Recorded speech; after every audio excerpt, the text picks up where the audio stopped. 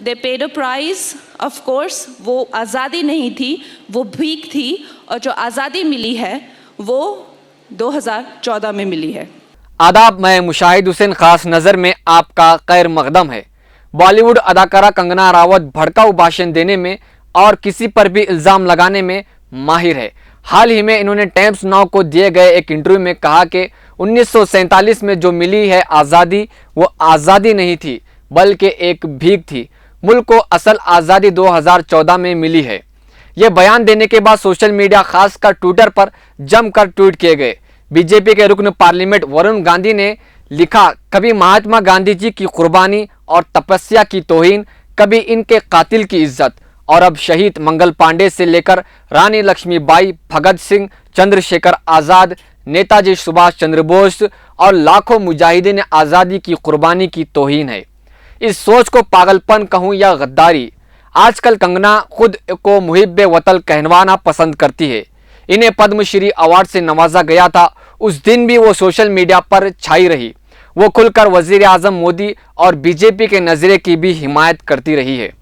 वीर सावरकर पर बात करते हुए कंगना ने कहा कि इन्हें इनका हक नहीं मिला और ये कि इनके साथ नाइंसाफी की गई।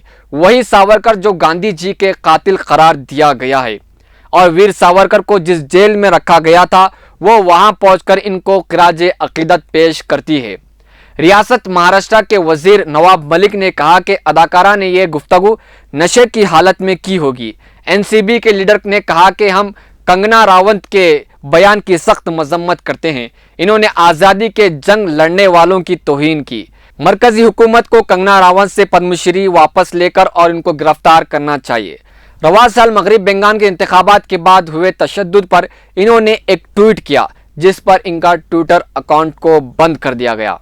टाइम्स नाउ ने सेलिब्रेटिंग इंडिया एट 75 के मौके पर बॉलीवुड अदाकारा कंगना रावत को मदऊ किया था। कंगना के साथ बातचीत का मौजू बॉलीवुड के आलमी असरात पर था।